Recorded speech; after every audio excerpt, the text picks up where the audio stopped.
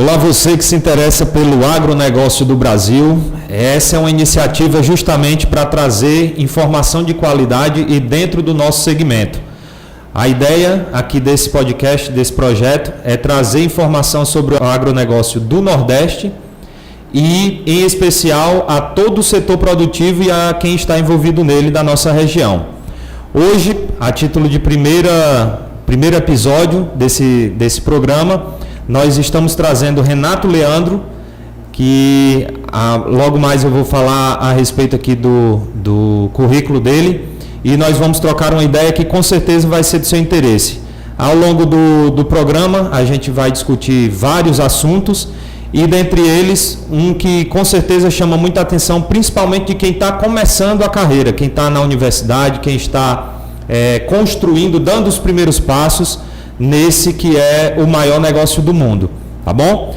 Então hoje eu tenho a honra de receber, abrindo aqui essa edição, esse projeto, Renato Leandro Costa Nunes, graduado em Engenharia Agronômica, engenheiro agrônomo pela UFESA de Mossoró, mestre em Fitotecnia pela UFC, mestrado em Direção e Mantenimento de Campos de Golfe e Futebol, na Espanha, doutor em Fitotecnia também pela UFESA, Rio Grande do Norte, e doutor em Ciências Agrárias e Ambientais pela Faculdade da Espanha também, e pós-doutorado em Irrigação e Drenagem pela UFESA de Mossoró.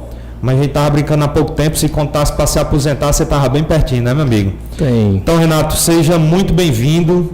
Vou passar a palavra para que você faça uma apresentação mais profunda sobre quem é o Renato, sobre sua trajetória profissional, e aí a gente dá início a conversar principalmente sobre a sua experiência internacional, as suas experiências internacionais, né? Tudo bem, meu amigo? Fique à vontade. Tudo bem. Obrigado aqui primeiramente ao grupo que compõe a Agrocultura. Obrigado ao convite, Alisson. É um prazer estar aqui, sendo o primeiro, né, abrindo esse podcast, e eu espero que eu possa aqui repassar o máximo de informações possíveis sobre o que eu já vivi, sobre as minhas experiências, sobre o que eu já ensinei, sobre o que eu já aprendi, né, acima de tudo. E é um prazer. Eu espero que a gente possa aqui entregar o máximo possível, né? O podcast tem essa intenção, entregar o máximo de informações possíveis, que possa chegar até vocês e que seja uma coisa leve, suave, espontânea, bem natural, e que a gente possa estar bem aqui nessa mesa. Com certeza, meu amigo, essa é a ideia. Então, Renato, para a gente dar esse pontapé inicial, acabei de passar aí a limpo o seu currículo, né? Exato. Da forma como você preferir, mas falar em cada etapa para quem está vendo, ter noção, né? Como eu disse no começo, eu acredito que nesse primeiro momento, para quem ainda está na academia, né, vai ser muito mais proveitoso, porque vai poder ver o número de oportunidades, de opções que o curso de Agronomia, Ciências Agrárias e afins tem para oferecer, né? E com certeza essa oportunidade internacional, ela abre muitas portas, né? Você já teve essa experiência, se não me engano, de 2 vezes, né, de ir para o continente europeu e retornar. Exato. Então, desde a faculdade, lá na UFESA, quando nós nos encontrávamos naqueles corredores, né, até o último retorno da Europa, Renato, como que foi essa trajetória? Bom, Renato Leandro tem 33 anos, para que vocês tenham uma ideia. Eu iniciei minha carreira acadêmica e profissional, vamos dizer assim, aos 16 anos, quando eu prestei concurso, né? E entrei na universidade aos 16 em 2007, na UFESA, e iniciei aí uma trajetória dentro desse setor que é riquíssimo, que é a agronomia, onde existem vários subsetores de atuações. E em 2007 entrei para a agronomia. Uma história muito engraçada, interessante, é que na época, aqui na região do Vale do Jaguaribe, haviam poucos transportes para Mossoró. E nesse momento de realizar a matrícula ainda era presencial na minha época, não era online, como todos já conhecem, estão acostumados. Como existiam poucos transportes, eu não tive mais opções de ter esses transportes. Tudo lotado. Tudo lotado. E aí eu tive a ideia de pegar uma bicicleta e sair de Limoeiro até Mossoró, realizar a minha matrícula do curso de agronomia. Essa foi uma das primeiras, vamos dizer assim, conquistas, né? E conquista, viu, meu amigo? E fui muito motivado. Eu acho que para mim foi quando cheguei em Mossoró para fazer a matrícula, foi um incentivo que eu tive a mais dentro do meu pessoal, que isso influencia bastante do meu mental. Uhum. E aí realizei a matrícula e a partir daí iniciei minha trajetória dentro do curso de agronomia. Só fazer uma observação aqui, que a gente já se conhece há um bom tempo e temos muitos amigos em comuns e eu já conhecia essa parte da história do Renato. Vale a pena ressaltar que não era essas bicicletas que a galera faz pedal hoje não, né? De não sei quantas marchas, um negócio que chega a 70 km por hora. Era aquela Monarquezinha lá. Era uma Monarch e eu ainda coloquei um decalque com o nome Ferrari. Mas perfeito. Bom, bom que esse momento foi talvez tenha sido crucial, né? Como você falou, foi uma grande conquista. E hoje, lendo um currículo como esse seu, essa com certeza é uma parte que você nunca irá esquecer. Nunca irei esquecer e faço questão de contar sempre. E, assim, muitos me conhecem por conta dessa história, desse episódio. E, enfim, fiz meu primeiro semestre, fiz meu segundo semestre. E dentro do curso, às vezes você quer ser testado, quer se desafiar. E um dos meus desafios recomendo, mas que tenham cautela, que saibam qual é o seu limite. Era o adiantamento de assinaturas, de disciplinas, né? E eu comecei a adiantar disciplinas para tentar terminar o curso mais rápido. Perfeito. E atrelado a isso, eu sempre busquei, por exemplo, bolsas de investigação, bolsas de pesquisa. Na época era PC e PIBIC. Né? Acredito que hoje existem outros tipos de incentivos modelos, né? Estudantis, né? Mas na minha época era esse tipo de pesquisa que os alunos tinham oportunidade dentro da universidade. Perfeito. E eu tive aí 4 anos e meio de graduação, eu consegui antecipar um semestre e 4 anos dentro da pesquisa, através dessas bolsas, e aí me ajudava a me manter, enfim, a ter algum auxílio, né, financeiro dentro da universidade. Depois da minha graduação, foi um momento um pouco mais difícil, porque é um momento que você sai da universidade, que você realmente deixa a universidade e entra dentro do mercado de trabalho. Sim. E você olhou direto para o mercado de trabalho. Exato. Até então não pensava, por exemplo, em fazer o mestrado. Eu sempre, assim, né? Vai de cada pessoa, isso depende da pessoa. Queria terminar a faculdade para arrumar um emprego. Exato.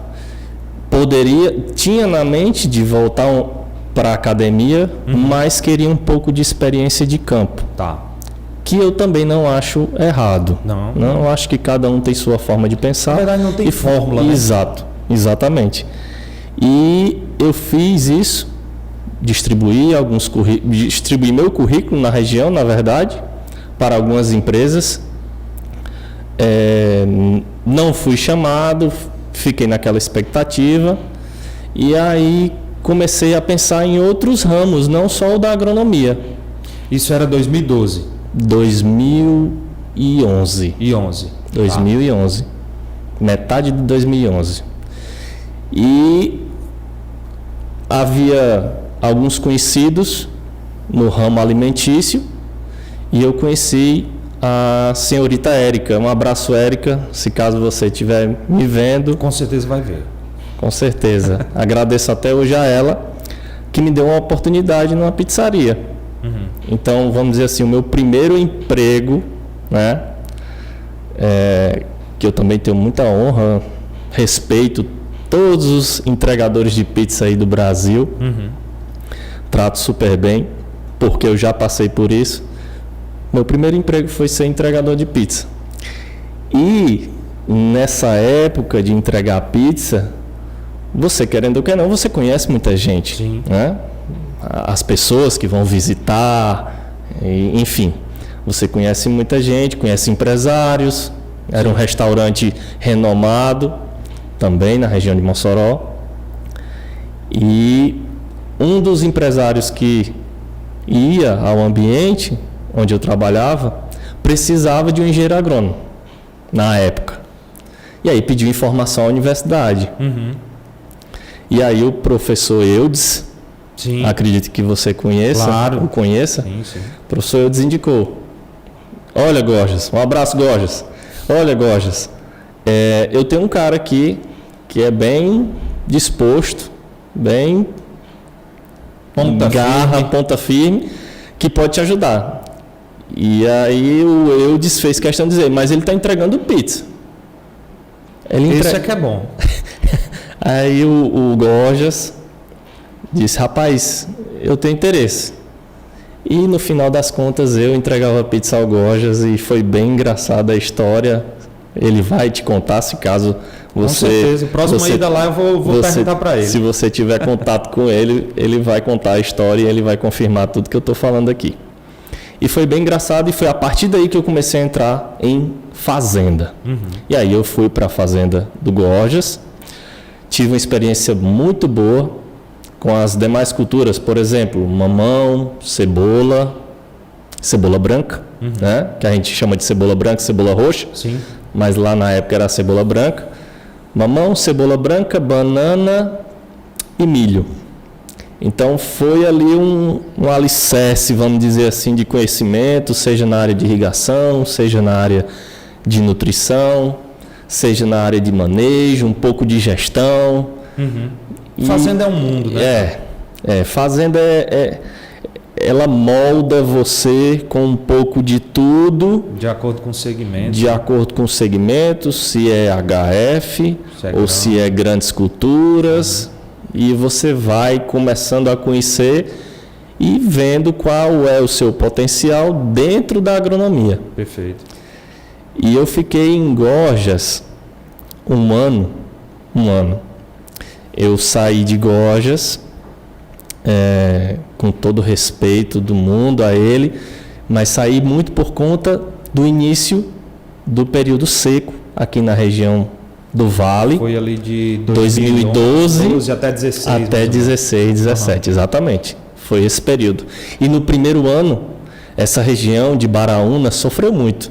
Logo no primeiro ano, poços secando. Nós tínhamos poços aí de 60 metros, você já tinha ali a verificação que havia água, e aí esses poços chegaram a 100 metros e aí não suportou muito, e aí algumas regiões elas foram desativando suas atividades frutíferas principalmente. E aí eu saí de Gorjas, já com essa bagagem, um pouco mais, vamos dizer assim, encorpado, né? O profissional. E aí eu optei por ir novamente ao acadêmico. Tá. Já tinha um pouco mais de conhecimento. Fui fazer o meu mestrado em Fortaleza. Chegando em Fortaleza, tive novamente contato com disciplinas, enfim. E em Fortaleza eu recebi um convite não, eu participei de uma seleção, na verdade, para ser analista de serviços e competições da FIFA, para trabalhar na Copa do Mundo. De 2014. De 2014, exatamente. Que foi aqui no Brasil. Que foi sediada aqui no Brasil. Tá. E foi uma experiência para mim fantástica, porque não digo que foi uma experiência internacional, mas pelo peso do evento, você pode se dizer que esteve É uma realização internacional. É uma realização Embora internacional. tenha sido aqui no Brasil, mas o mundo todo estava envolvido. Né? Perfeitamente, sua colocação. Então, eu consegui conciliar estar no acadêmico e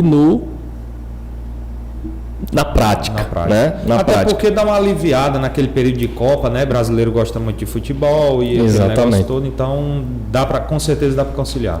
Fiz de tudo e às vezes eu sempre me desafiava de acordo com o que eu podia em termos de gestão de tempo, que eu acho que hoje é uma das principais, vamos dizer assim, um dos principais pontos que um profissional pode ter é gestão de tempo. É um dos principais insumos da atualidade. É tempo, humano, né? Exatamente. Então, eu sempre me desafiava, rapaz, eu posso ir até aqui. E quando eu chegava nesse ponto, eu disse, mas eu posso ir mais um pouquinho. Mais um pouquinho, né? Exatamente. E tentando sempre dosar, porque eu acho que existe uma frase que é primeiro saúde, segundo família, terceiro trabalho. Você pode colocar em locais diferentes essa sequência, reordenar, né? Mas sempre coloque nessa ordem: saúde, família e trabalho. E sempre era consciente disso. E aí eu fui participar do evento, fiz 8 partidas oficiais da Copa, fiz uma quarta de final, que foi o meu, vamos dizer assim, presencialmente foi o meu jogo principal, meu jogo mais importante, que foi Brasil e Colômbia, 2-1 Brasil. E enfim, terminei a Copa do Mundo de 2014, continuei minha vida acadêmica no mestrado. Só fazendo um adendo aqui para quem está assistindo entender, de forma resumida, qual que era a atividade ligada à Copa do Mundo que você executou? Na verdade, a minha atuação na Copa do Mundo 2014 era analisar e reportar características funcionais e de qualidade de um gramado esportivo para um jogo FIFA.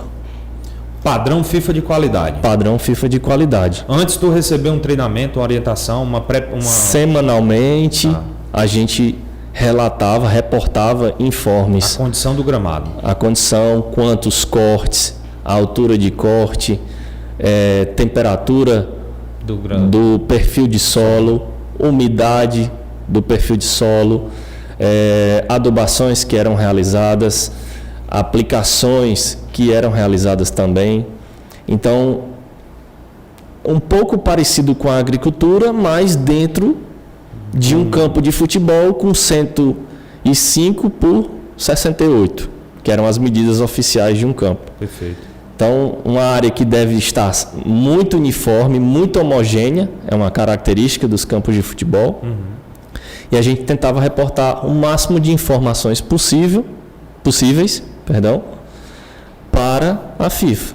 Então, para vocês terem uma ideia, eu era responsável pelo Presidente Vargas, pelo campo de uma universidade em Fortaleza. Sim, porque os CTs de treinamento também estavam envolvidos. Exato. Entendi. Exatamente. O Castelão, a Arena Dunas, um campo de uma universidade no Rio Grande do Norte e o Frasqueirão. Em Natal. Então, eu tinha essa mobilidade nessa época. Legal, eu só puxei esse assunto porque quem está vendo, mas fazia o quê? Recebia gringo, ficava lá no portão? Não. O cara tomava simplesmente de conta, junto com uma equipe de profissionais, do gramado, né? Principalmente, como você bem frisou, a gente vê pela televisão aquele gramadinho, uma faixa de uma cor, uma faixa de outra, pô, que negócio bonito e tal, mas não sabe o trabalho que aquilo dá, né? E como tem vários jargões no nosso segmento, né? Então campo de futebol também é agro, né, cara? Exatamente. E como a gente estava falando anteriormente, isso é um tema para a próxima conversa. Renato vai voltar aqui futuramente só para falar de campo de futebol, que é uma das paixões nacionais, né? Mas dê sequência aí no seu extenso currículo, meu amigo. Perfeito.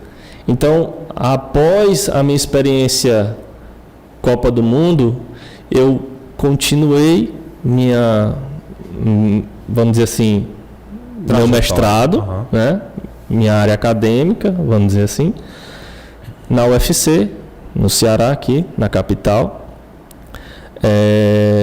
Terminei o meu mestrado, e aí, quando eu terminei o meu mestrado, eu fiz 2 seleções. A de Fortaleza, para o doutorado, e a UFESA, também para o doutorado. Nessa época, eu já tinha o pensamento de ter uma experiência internacional.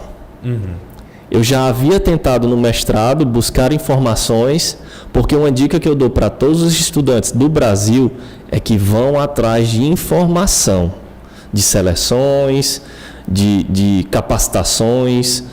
Fora o mestrado, você tem vários tipos de capacitações, vários tipos de encontros, rápidos, né? Cursos rápidos, com carga horária baixa, mais reduzida, que você pode conciliar.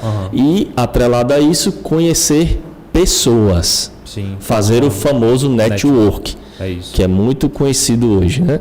Então, eu sempre busquei fazer network, seja internacional, seja nacional.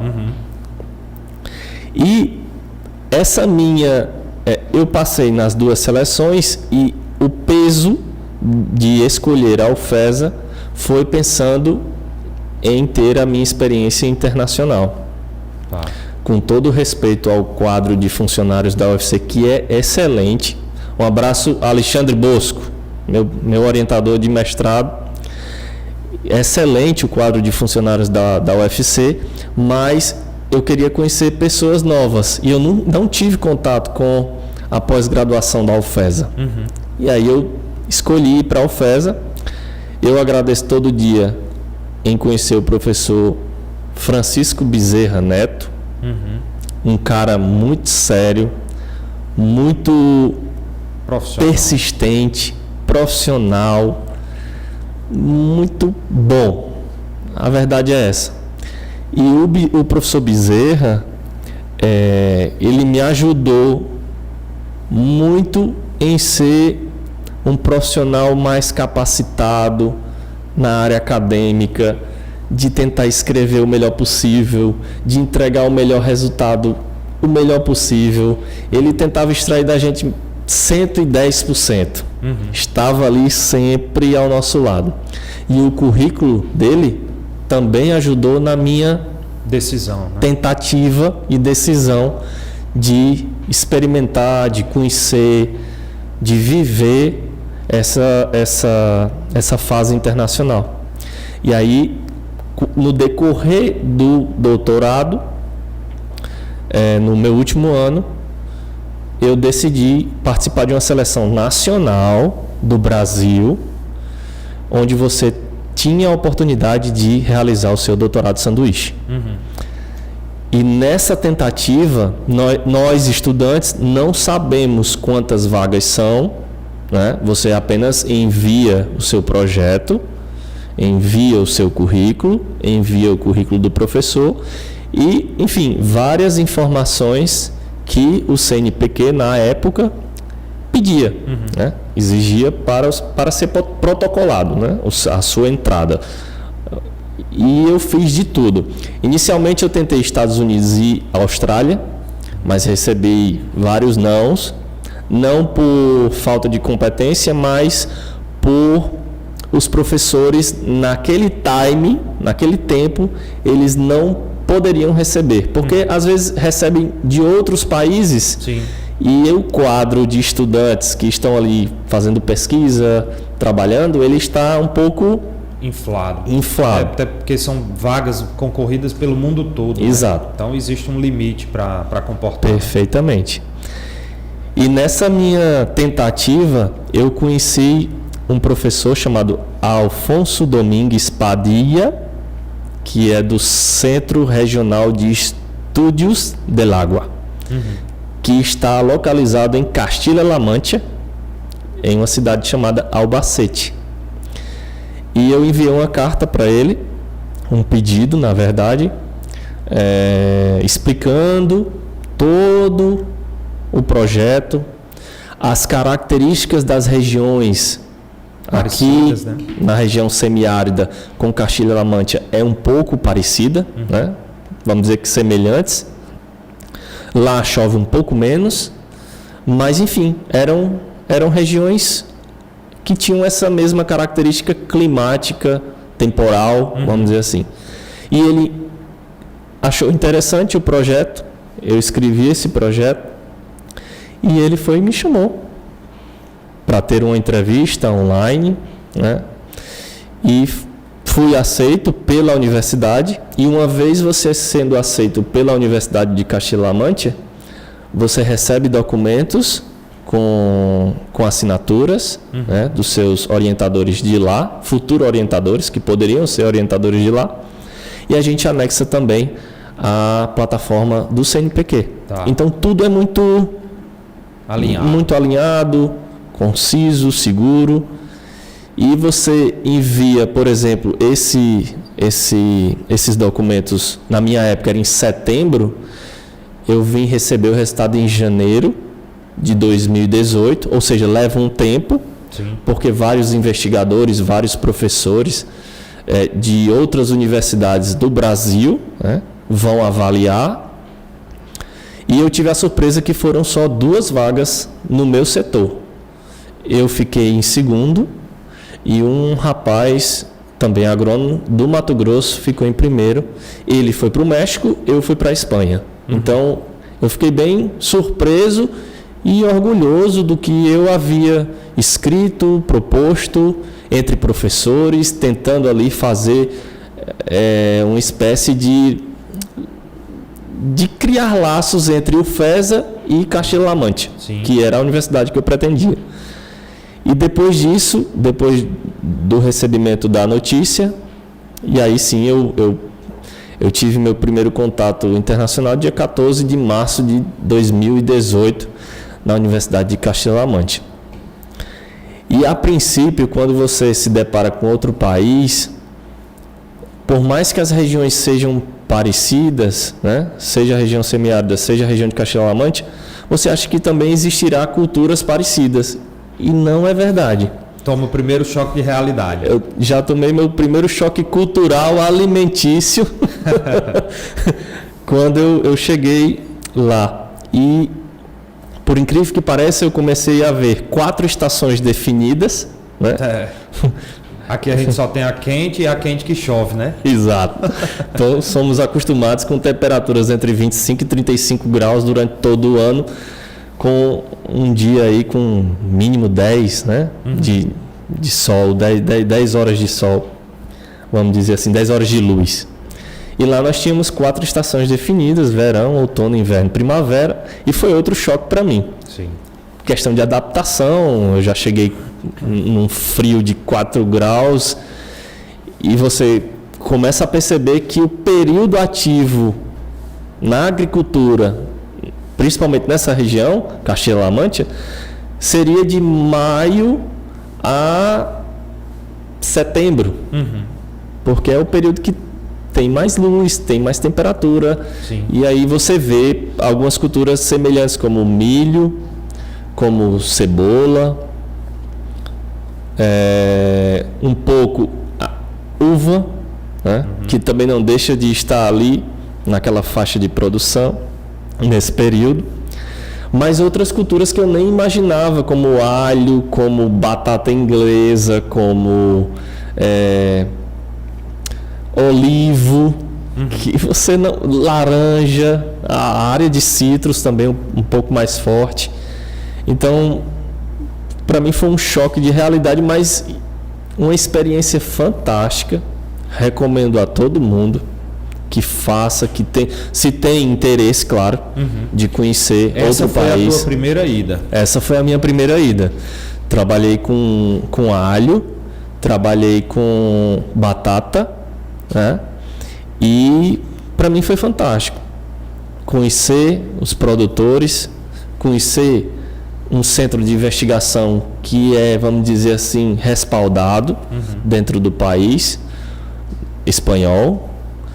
E para mim foi interessante a tecnologia, né? a tecnologia de drones, principalmente enfocando mais a questão visual da cultura. Eles já faziam voos que tinha ali a identificação da coloração da cultura, seja da uva, seja da batata. Para identificar até pontos de manejo mesmo. Exatamente. Correção, né? Nutricional, vazamentos, fugas no sistema de irrigação. Então isso eles já aplicavam, a gente já tinha contato, e para mim foi um pouco, meio que um choque, 2018, para o que é hoje aqui no Nordeste, a utilização de drones. Isso a gente já tinha contato lá em 2018. Foi bem interessante. Além disso, que eu acho mais importante é a língua. Você ter contato com a língua. Né? Acredito que todos falam isso. Só em você saber dialogar, conversar, tentar fazer um network em uma língua estrangeira, com certeza, né? Já amplia abre um novas pouco. portas, né? Aí uma pergunta que eu acredito que muita gente vai pensar: quando você foi nessa primeira experiência, você já falava espanhol? Chegou lá no 0-0 e depois foi que teve que correr atrás? Como é que foi esse momento? Perfeito. Quando eu recebi o resultado, eu já vinha fazendo algumas aulas, me arrisquei mesmo. Perdido não era. Exato, me arrisquei, exatamente. Conhecimento para mim nunca é perdido, eu acho que sempre agrega. Isso. E quanto mais você vai ficando velho e absorvendo conhecimento, seja ele novo ou antigo, é válido. Com certeza. É válido porque existe uma comparação. Então sempre quando você compara, sempre tem que haver comparação. Sem comparação não é evolução. Exato. E eu comecei a me preparar, me arriscando um pouco, sem saber do resultado. E aí, quando saiu o resultado no dia 12 de janeiro, eu, vamos dizer assim, me aprofundei mais no espanhol, com aulas particulares. Ainda aqui. Isso, exatamente. Certo. Com aulas particulares, conhecendo os pronomes, né? E foi bem legal, assistindo muito filme. Isso não é diferente, claro, para o inglês. E apostei, consegui e me dediquei um pouco mais ao espanhol entre os meses de janeiro e março, para não chegar lá tão, vamos dizer assim, perdido, né? Tão desconectado. Porque quanto mais você se conecta na língua, mais flui, mais rápido você avança no aprendizado, na interação, na comunicação, no network. E aí chegou lá nessas condições, aí se deparou com a imersão, aí foi só decolar. Foi fluindo. Lá eles têm um parâmetro de rendimento nos 3 primeiros meses do aluno, acadêmico e prático. Tá. E a partir do 3º mês, eles fizeram um convite de fazer uma cotutela. Cotutela é você aproveitar o período que você está lá em conquistar um título internacional. Isso é cotutela.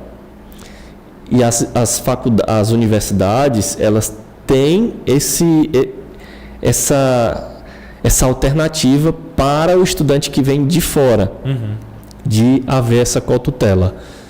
Ou seja, haver um convênio, né? É um convênio com a tutela, mas que você ganha um título europeu, que no caso foi o meu doutorado lá na Espanha, e eles fizeram esse convite de acordo com o rendimento que você obtém, né? Entendi. E eles extraem em resultados naqueles 3 primeiros meses. Um convite por merecimento. Acredito que merecimento / reconhecimento. Perfeito. E isso fluiu bem, consegui desenvolver.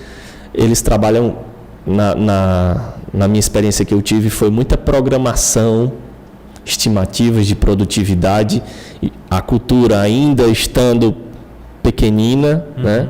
Na sua fase 1, fase 2, e eles já trabalham com logaritmos, com programação, para ver o que é que eles conseguem extrair utilizando a água, que é o recurso mais precioso desse país, que se chama Espanha. Porque como chove pouco, Tem que otimizar muito. Eles otimizam bastante. Eles tentam otimizar bastante a água. Perfeito. Aí, depois dessa experiência, você já emendou no doutorado lá? Depois que concluiu, você voltou para o Brasil para chancelar na UFESA? Exato. Eu concluí na Espanha em 2019. Eu fiquei 1 ano lá. Minha primeira experiência foi 1 ano. Concluí na Espanha, voltei para defender aqui na UFESA o título de doutor nacional. Uhum. E depois do título de doutor nacional, você dá entrada lá na Espanha. Uhum. É um pouco diferente, né? Mas similar ao Sistema Nacional Brasileiro de Títulos. Uhum. Quando eu terminei meu doutorado, eu tentei, a princípio, pensar na prática, né? Voltar a ter experiência prática no campo. Tá. Porém, surgiu, assim que eu cheguei da Espanha, surgiu uma oportunidade de ser professor aqui no Instituto Federal. Né? Aqui de Limoeiro. Isso, exatamente. Daqui de Limoeiro.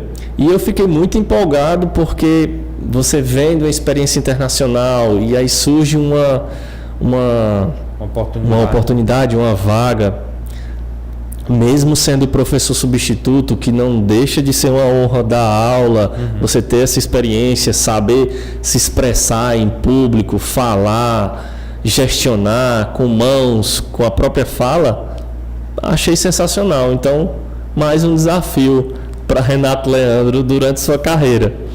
E nesse meio tempo, eu tentei um pós-doc, certo? Eu recebi as duas informações do pós-doc e do professor substituto muito rápido. Então saiu o resultado do pós-doc, aprovado, consegui iniciar o pós-doc e, paralelo a isso, eu tentei a vaga para professor temporário aqui no Instituto. Sim. E passei. Fiquei em primeiro lugar. E foi fantástico. Para mim foi fantástico. Perfeito. Estava num pós-doc fazendo um pouco de pesquisa, tendo contato com fazendas de melão, sendo bem direto, uma empresa em Mossoró, e dando aula em Limoeiro do Norte, Para o curso de agronomia. cidade natal, para o curso de agronomia. Perfeito. Enfocando aí diferentes áreas. E aí a gente pode parar e fazer várias análises, né? Mas uma que me conveio agora como que é interessante, né? Você saiu lá em 2007, foi para Mossoró, fez todo o curso de agronomia, teve uma experiência intermediária, digamos assim, depois teve uma experiência na área, foi para o mestrado em Fortaleza, voltou para o doutorado em Mossoró, foi para o continente europeu. Então, criou-se aí uma bagagem, um monte de informações. Depois que tu retorna, coincidentemente ou não, né? Ou destino. Aparecem duas oportunidades. Uma para dar continuidade na carreira acadêmica. E outra para você, depois de todo esse acumulado de informações, né? De preparação, trazer de volta para a sua cidade, várias gerações depois, porque daqui para lá, né, várias pessoas que já não eram mais da nossa geração, então você foi passar toda essa sua experiência para o pessoal da sua terra natal. Né? Exato. Que interessante. Alunos que vinham de comunidades, de cidades diferentes, vizinhas. Né? Do Vale do Jaguaribe como um todo. Exatamente. E para mim foi sensacional. No início, claro, outro choque, que aí você se depara em não aprender e sim a ensinar. Sim. E que, segundo os especialistas, é a forma como mais nós aprendemos, né? Ensinar. 10% lendo, 15% ouvindo, outra tal, e vai evoluindo. E o maior potencial de aprendizado é quando você está ensinando, né? Isso aí é uma verdade que eu posso, vamos dizer assim, repassar aqui para todos que nos assistem. Viveu na prática, né? Vivi na prática. E aprende bastante. Quando você ensina, quando você começa a repassar o que você aprendeu, de certa forma você aprende 2 vezes. Perfeito. É um ditado. E outra coisa que você trabalha muito é que você não fica egoísta pelo conhecimento. Sim. Não pode, né, Não cara? pode. Você não pode rodar o mundo todo. Não pode. Acumular esse monte de informação e guardar para você, não vai servir de nada, né? Então, isso aí eu aprendi bastante. Em gestão, é essencial você não ser egoísta pelo conhecimento. Até porque você está nessa posição, repassando o que você sabe, treinando uma equipe que você está à frente, seja você no primeiro posto, segundo posto, terceiro posto, mas que não deixa de ser, vamos dizer assim, você é mais cordial com o conhecimento que você aprendeu. Perfeito. Que você tem que, ali, sua posição é repassar. Até porque se não for assim, não aprendeu nada, né? E a geração não evolui. Exato. E aí, Renato, falando da trajetória acadêmica, encerrou aí no pós-doutorado, não é isso? Exato. Respira. Então, aí encerra, até porque não tem mal o que fazer, né, cara? Não tem, só se for outros, né, paralelos, né? Outros paralelos. Digamos exato. assim, o crescimento vertical, ele chegou no topo. Que eu não acho errado. Eu não acho errado o Alisson se capacitar todo ano. Perfeito. Cara, eu vou me desafiar com um curso. Eu vou me desafiar. Não obrigatoriamente precisa ser um pós-doutorado. E até não. porque hoje em dia a necessidade do conhecimento ele não é mais tão específico assim, né? Como antes. Tem um professor do Rio Grande do Sul que eu acho, desde que eu conheci, sempre que posso eu acompanho e sempre toco no nome dele, uma vez por outra, é o professor Dado Schneider. Ele fala que antes, né, a geração dos nossos, acho que até os nossos pais, mais ou menos, as carreiras elas eram moldadas de forma vertical. Você entrava numa empresa, 30, 40 anos depois você se aposentava na mesma empresa em cargos diferentes. Exatamente. Hoje, não. E aí tá aí você a prova viva, eu sou a prova viva, várias pessoas que estão nos vendo também já passaram por isso. Você tem uma experiência na academia, você tem experiência na fazenda, você tem experiência, aí volta para a academia, volta para a fazenda, mas em outra cultura. Então hoje ele não segue mais um comportamento vertical, ele é mais tá mais para uma espiral, né? Exatamente. Então onde você vai passando por vários campos e aí tornando o conhecimento multifuncional, né? Por várias frentes. Então fica aí, professores do mundo todo, a oportunidade para convidar o Renato para fazer um pós-doutorado, sei lá em que agora, né? Mas existe ainda essa oportunidade, né? Mas, Renato, eu sei que você, depois dessa experiência no IFCE, depois de finalizar toda essa carreira acadêmica, digamos assim, você também teve uma oportunidade numa outra fazenda e em um outro segmento, justamente falando do que a gente conversou agora há pouco. Como que foi essa experiência com os grãos, né?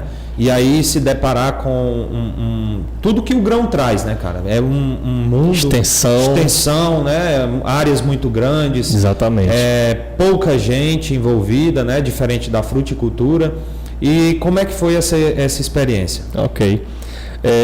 Logo, vamos dizer assim, após o meu fim de contrato como professor, fim de contrato como pós-doc, eu fui, vamos dizer assim... Olhou novamente para o mercado de trabalho. Exato, exatamente.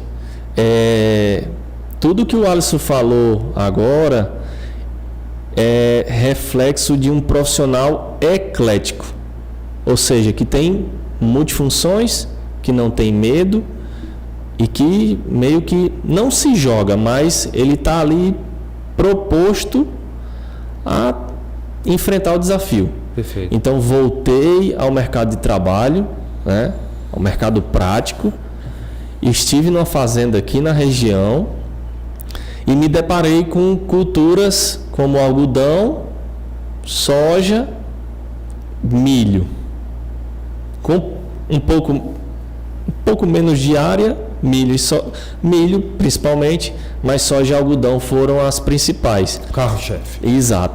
E me encantou no início porque você não conhece, E eu sou muito assim, quando eu não conheço, eu busco, eu vou atrás, eu pesquiso, eu investigo, vou atrás de informação. E para mim foi sensacional você ter ali outras culturas, poxa, sair de alho, batata, culturas espanholas, e agora eu estou com culturas regionais. E para mim foi um prazer, porque eu dizia muito na fazenda que eu estava participando da entrada, vamos dizer assim, do ressurgimento da cultura do algodão no estado do Ceará. Perfeito. Também é um assunto para um outro episódio, mas durante muitos anos, na década de 70, 80, o estado do Ceará ele era referência nacional na produção de algodão. E que por motivo de uma praga, né, o bicudo do algodoeiro, conhecido a nível mundial, pela importância do dano que ele causa para a cultura, infelizmente a cultura do algodão ela acabou saindo do estado do Ceará e em várias partes do Brasil, né? E de lá para cá, através de trabalhos de melhoramento genético e tudo mais, foi se trabalhando e, enfim, conseguimos reativar o projeto da cotonicultura no estado do Ceará, né? Exatamente. E eu falei certo, é cotonicultura mesmo? Cotonicultura. É isso mesmo, né? Cotonicultura. Aqui não pode falar besteira não, porque vai ficar perpetuado isso aí para muito tempo aí na internet. Então é como diz, Deus perdoa, a internet não, né? Perfeito, bem colocado. E eu tive essa experiência nessa fazenda, cheguei a ser o responsável pelo planejamento estratégico de 2022, exato. Vamos dizer assim, tivemos resultados, colhemos resultados positivos, né, naquilo que cuidamos, né, uma produtividade significativa para regiões de sequeiro no estado do Ceará. E foi interessantíssimo. Eu me orgulho bastante de ter participado desse grupo, né, de investidores dessa empresa, dessa fazenda. E tenho muita história para contar, muito conhecimento que eu sei que eu posso repassar para que outros não cometam. Perfeito. Né? Acompanhamento climático, super importante em uma fazenda. A utilização dos recursos como água, né? Exatamente. Seja no setor de adubação, seja no setor de pulverização, que foram 2 setores que eu passei. No setor de preparo de solo também estive presente, otimizando, tentando melhorar, tentando extrair o máximo das equipes, do resultado em si. Eu sempre falo que eu tenho um compromisso com o resultado, independentemente se eu estou na área comercial, prática ou acadêmica, eu sempre tento dar 101%. Perfeito. Mas isso aí. essa é a ideia. Logo após essa minha experiência na fazenda, eu tive minha segunda passagem internacional, né? Fui tratar alguns temas na Espanha também, tive contato com Portugal dessa vez e fui trabalhar com gramados esportivos novamente. E atrelado a isso, mais uma capacitação lá na Espanha com os gramados europeus e não mais nacionais, que são 2 realidades diferentes, né?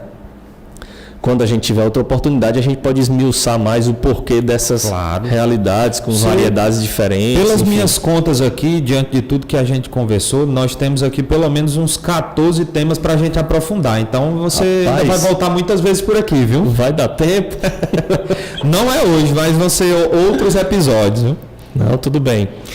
E dessa vez eu fiquei 8 meses, né?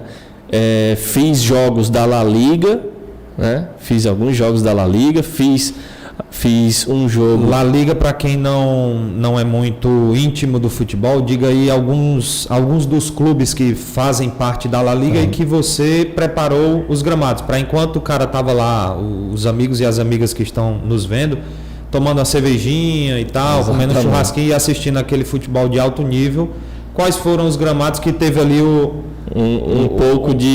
um tostão do seu trabalho? Na La Liga eu passei por 6 clubes, né? tive a oportunidade de estar presente, né? Betis, Sevilha, Málaga, Atlético de Madrid e o Real Madrid. 6 clubes por quê? Porque eu fui no Benfica. Em Portugal. E aí é em Portugal, é a Liga Portuguesa, mas não deixa de estar no currículo, não deixa de ter uma importância, claro. Faz parte. E também estive presente em campos de golfe, né? Eu estive presente no melhor campo de golfe europeu, que é considerado, né? Existe um ranking, o pessoal realiza a votação, que é o Clube Valderrama. Na Espanha? Na Espanha. Tá. Tive em outros clubes, Finca Cortesín, que fica na Costa do Sol ali, que está localizado Sevilha, Málaga, Marbella, Fuengirola, enfim, a Costa do Sol como um todo. Perfeito. Nessa região existem 400 campos de golfe e estive presente em alguns. Na região sul eu estive presente no campo de golfe Herreria, que está localizado em Madrid.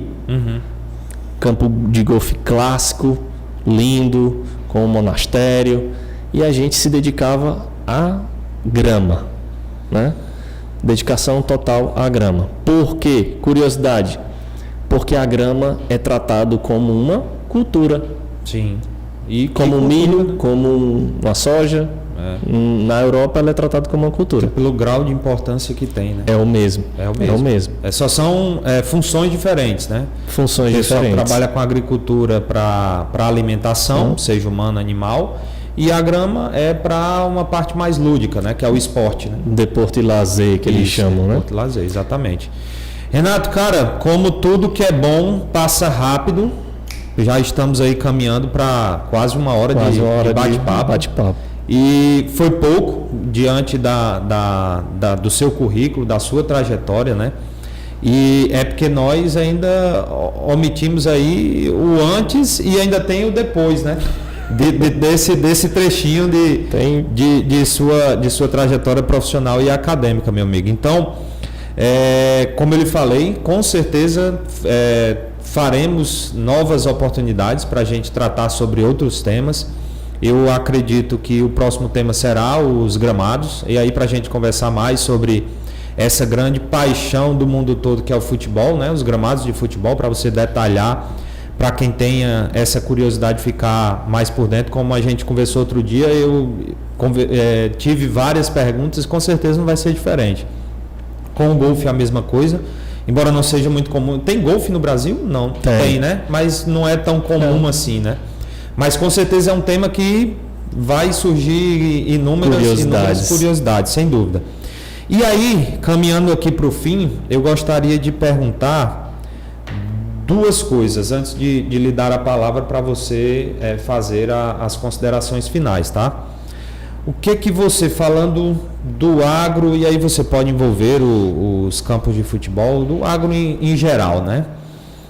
O que você espera para o agronegócio a nível de regional, Brasil e mundo nos próximos anos? Qual que é a sua perspectiva? Ela é boa, ela é ruim? E por que assim, de forma... Ok. Olha, minha opinião do agro hoje no Brasil, ela é a melhor possível, né? Eu acho que a agronomia, as várias culturas que estão aparecendo, e a internet ajuda a disseminar isso, a fortalecer, a consolidar, a mostrar em dados reais, resultados, né, obtidos em campo, fortalece bastante. Então, eu acho que as perspectivas para o agro no Brasil são as melhores possíveis, com base em dados. Né? O histórico que o Brasil vem alcançando em produção, em produtividade das culturas A, B e C, e eu não preciso descrever aqui quais são, soja, milho, enfim, mostra isso. E na nossa região, especificamente, que é o Vale do Jaguaribe, tem tudo para se tornar um polo ainda maior, sem dúvida. Ainda maior. Se o recurso água, né, for bem gerido, que eu acredito que esse pensamento ele é abordado nos órgãos, né, superiores, se ele for bem gerido, essa expansão aqui no Vale do Jaguaribe tende a ser a melhor possível, né? E eu acho que atrelado a isso, os profissionais da região devem se capacitar buscando uma pós-graduação, buscando uma capacitação que esteja presente na região, né? Ou seja, quanto mais próximo, melhor, questão de logística, questão de transporte. Sim. Identidade com a região. Identidade, né? Com a região. Então, assim, existe uma pós-graduação perto da sua cidade? Faça, por ela, né? Opte por ela. Saia da blindagem de, não, já sei de tudo, já conheço tudo. Não, vá lá conhecer. Você vai conhecer profissionais que também são curiosos de fazer uma pós e obter mais conhecimento. Faz o network, não deixa de fazer. Perfeito. Não deixa de fazer. E aí você já entrou na próxima pergunta que eu ia te fazer, mas você acabou respondendo antes. Qual era a dica que o Renato deixaria com a experiência, mas você acabou A dica é buscar conhecimento para quem conhece e onde está o conhecimento. Perfeito. Onde está o conhecimento? Aqui. As pessoas que vão para lá e vão estar presentes nesse, vamos dizer assim, nessa cadeia de profissionais, são pessoas que estão interessadas, que buscam conhecimento e que saem da zona de conforto. Sim. Que eu observo bastante. Pessoas que já têm uma idade, né? Quando eu falo idade, é 30, 40, 50 anos e que vão atrás de conhecimento, porque conhecimento ele é igual a gripe. Ele é cíclico. Ele é cíclico e ele é mutável. Tá, com certeza. Ele sempre está sendo renovado. E ainda mais agora na era dos dados, né? A atualização ela acontece de forma muito mais rápida. E as faculdades, as universidades têm essa obrigação. Tem essa obrigação de acompanhar, ir atrás desse mutante. Perfeito. Que é o conhecimento. Meu amigo Renato, mais uma vez, muitíssimo obrigado. Foi uma honra tê-lo aqui, abrindo essa oportunidade, trazendo mais da nossa agricultura, da identidade da nossa região, né, para o conhecimento e o entendimento de quem está nos vendo. Hoje, com o acervo da internet, né, com a vinda da internet, a gente pode perpetuar um conteúdo como esse. Então, daqui a anos, quem tiver interesse de saber um pouco sobre como a coisa acontecia, né, como que começou a trajetória do Renato, sabe-se lá como você vai estar daqui a 5, 10 anos, se Deus quiser, muito bem. Mas aí é para você entender mais como é que foi a trajetória desse cara aqui, que eu quero fazer como ele fez. Então, vai poder acessar onde quer que esteja e ver esse bate-papo aqui, que mesmo que de forma muito superficial, mas deu para dar um direcionamento. E para você que acompanhou e assistiu até aqui, se tiver uma dúvida, quiser esclarecer mais algum assunto, esse podcast ele vai ao ar. Acompanhe as nossas redes sociais. No Instagram é o agrocultura.nordeste. E lá você vai poder trazer a sua pergunta. Vai também para o YouTube. Procure por Agrocultura nas redes sociais: YouTube, Instagram e Facebook. Faça sua pergunta, direcione ao Renato alguma coisa que você queira mais informação, uma explicação mais aprofundada. Ele vai até lá e vai ter com certeza o prazer, a satisfação de responder qualquer tipo de questionamento. Tá bom? Então este foi o nosso primeiro episódio falando de agricultura, fruticultura, do agronegócio da nossa região. Os próximos episódios nós vamos estar trazendo outros convidados para tratar de temas mais distintos possíveis, mas sempre ligados ao agronegócio, à nossa agricultura de maneira geral. Hoje nós falamos aqui direto dos estúdios da Faculdade Vidal de Limoeiro e contamos também com o apoio da Ambiental Clean, tá bom? Então, o nosso grande abraço para você que nos acompanhou nesse primeiro episódio. Siga as nossas redes sociais, Agrocultura, no Instagram, Facebook e YouTube. compartilha, curte, faz a tua pergunta, diz quem você gostaria de ver aqui e por quê. E aí, com certeza, nós vamos trabalhar em prol para fazer o nosso melhor e trazer um conteúdo de excelente qualidade.